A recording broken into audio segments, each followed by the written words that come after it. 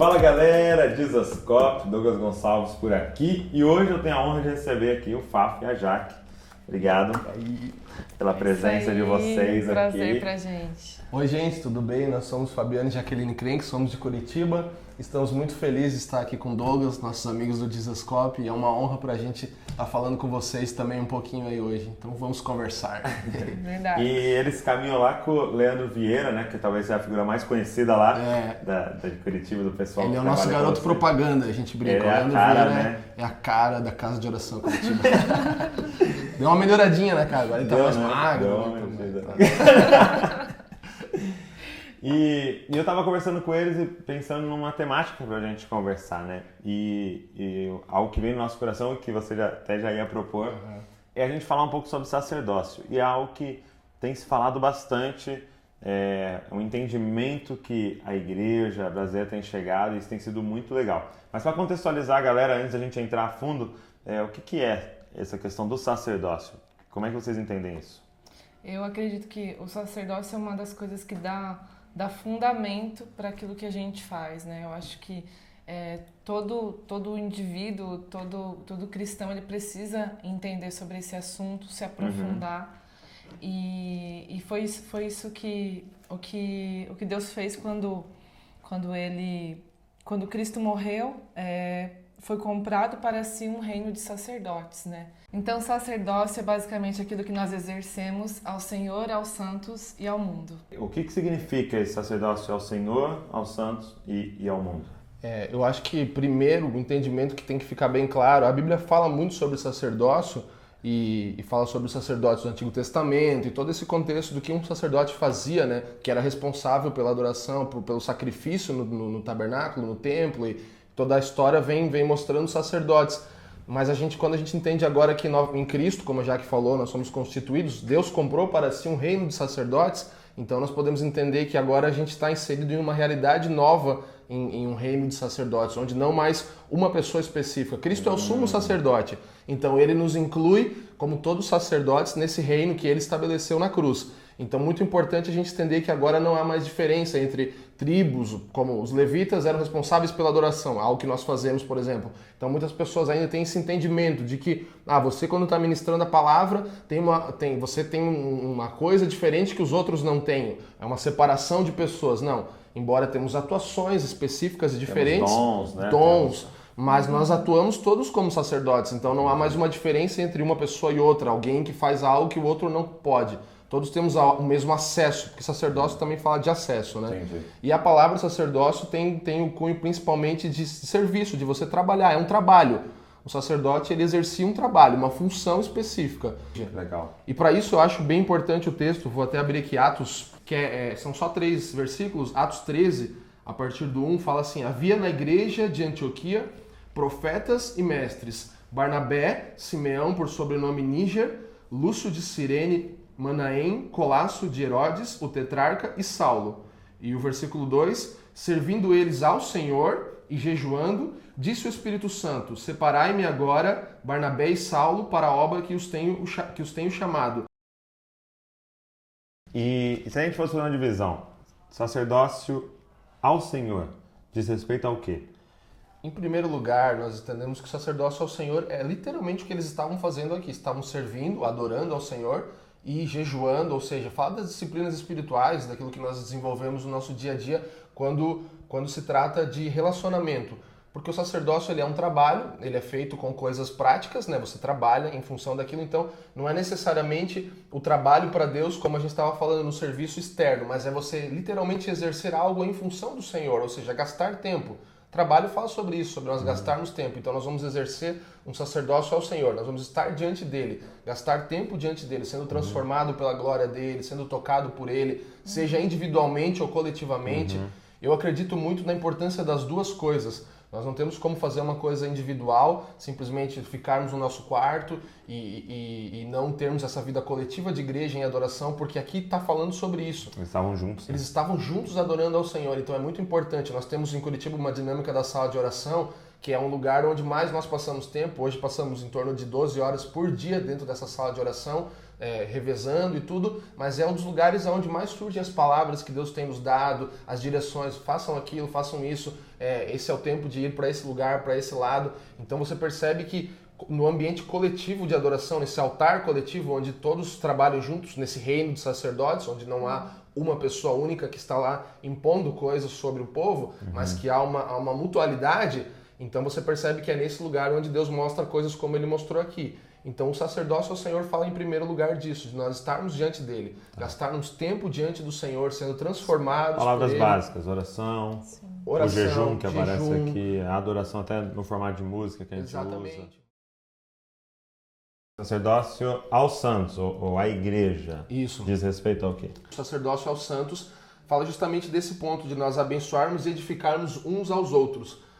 Paulo fala em Gálatas sobre nós vermos Cristo ser gerado. Ele fala assim, eu sinto dores de parto até ver Cristo sendo gerado no meu irmão, no próximo. Então isso fala sobre o discipulado, sobre a vida em comum na igreja, vermos as necessidades uns dos outros. Comunhão. Então, comunhão.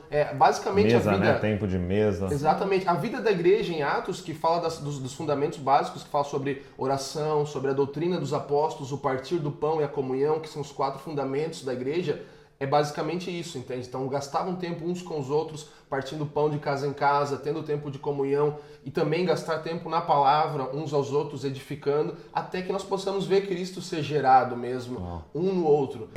Complementando isso que o Fábio está falando, é interessante que a gente teve uma experiência com um irmão que ele é um pastor em Curitiba, o nome dele a gente chama ele de irmão Valdemar. Ele é um pastor, na verdade, mas com carinho a gente chama ele assim.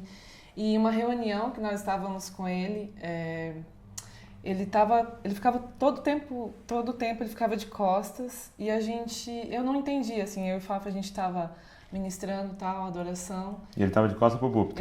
Exatamente. E ele olhando para os irmãos. Ficava olhando para os irmãos e tal, só que aquilo me chamou a atenção. E quando a gente sentou e ele pegou o microfone, a primeira coisa que ele fez foi explicar aquilo que ele estava fazendo. Ele não tinha necessidade, mas eu acho que, eu não sei, o Senhor permitiu aquilo. E ele começou a falar que ele gosta de adorar ao Senhor, olhando para a face dos irmãos, porque quando nós adoramos a Ele, nós estamos sendo transformados de glória em glória. Então ele conseguia ver a glória do Senhor sendo resplandecida na face dos irmãos. Uau. E para concluir, sacerdócio ao mundo, né? O que seria? Eu acho interessante nós pensarmos o sacerdócio ao mundo de uma forma um pouco mais prática, não necessariamente só nesse sentido do evangelismo, né? E sair na rua e tal, mas o nosso dia a dia. O tocar o mundo, né? Exato. E como você toca o mundo? No seu redor, onde você está. As pessoas que estão ao seu redor são as pessoas que você tem, que Deus te deu. João fala, no texto de João, Jesus fala algumas vezes, né, no Evangelho de João sobre isso. Aqueles que o Pai me deu e de maneira nenhuma lançarei fora. E ele meio que presta conta para Deus. Ele fala assim, os que você me deu estão guardando as tuas palavras. Ele ora, fala, não peço pelo mundo, mas peço por aqueles que você me deu. Então, há pessoas que Deus nos deu, Deus dá pessoas. A pergunta é quem Deus te deu. Quem, né? Deus te deu, Uhum. Exatamente. A gente tem falado isso em alguns lugares ultimamente e temos feito a igreja parar e pensar, e nós mesmos pensado, quem Deus nos deu? Porque essa é uma coisa importante, é nós avaliarmos que ao nosso redor tem pessoas que você tem frequência na vida daquelas pessoas, você tem acesso, elas têm acesso a você, e nós muitas vezes desprezamos isso achando que temos que ir à praça, e tudo isso é muito bom, eu não desprezo, só que são pessoas específicas que fazem isso, são chamadas para isso e levam a igreja a isso. Então, muitas vezes algumas se escondem e falam, não, mas eu não sou um evangelista, eu não sou alguém que sai na rua e tudo isso, então...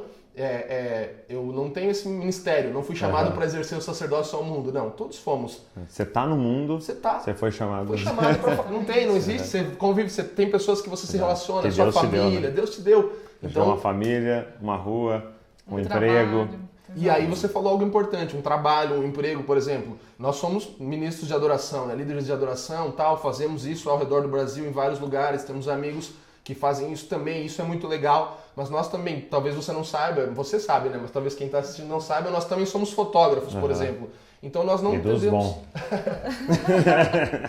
Então nós não exercemos simplesmente o nosso sacerdócio ao mundo e aos santos e ao Senhor também quando estamos adorando com o violão e o teclado e cantando e tal. Com uma câmera na mão. Exatamente, é a nossa É a profissão. adoração, né? Deus nos deu aquilo e deu pessoas que se aproximaram de nós por causa daquilo. Então nós temos que exercer o nosso sacerdócio a eles também, entende? Nós temos que tocar a vida daquelas pessoas, fazer aquilo com graça e também ao Senhor, quando estamos com aquilo, com aquela câmera na mão, ou seja lá o que você faz, se você é um médico, um mecânico, um arquiteto, você trabalha limpando casas, não interessa o que você faz, você com o Dizascope aqui, é um ministério ao Senhor, mas é o teu trabalho também. Sim. Então você mistura essas duas coisas. É uma escadinha, assim, que ela vai dando uma base pra gente, vai dando... A gente consegue construir um entendimento com isso, porque é interessante até que esses dias eu vi uma reportagem, um texto numa revista que falava sobre propósito eterno. E, assim, de uma forma muito profunda, assim, eu tava lendo e tal. Aí, o que mais me impressionou no texto é que no final tinha o nome do cara que escreveu e embaixo, médico veterinário. Uau! Muito legal, foi muito Aí legal. uau, o cara é um veterinário e ele entende profundamente o propósito eterno. Então, assim, isso é legal a gente entender, essa questão do sacerdócio, aos santos, ao Senhor, ao mundo, porque a gente não mais limita a entender, ler a Bíblia, a se aprofundar na palavra.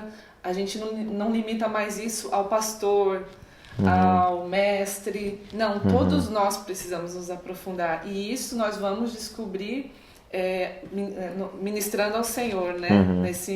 Nesse serviço ao Senhor, porque nós estamos absorvendo da palavra dele, a palavra dele está sendo literalmente escrita dentro de nós. Não importa aquilo que você faça, você vai fazer para o Senhor. Todos nós somos sacerdotes em tempo integral. Exatamente. Tempo integral. Poxa, gente. Fazemos. Que honra ter vocês aqui. Obrigado, viu, por esse tempo.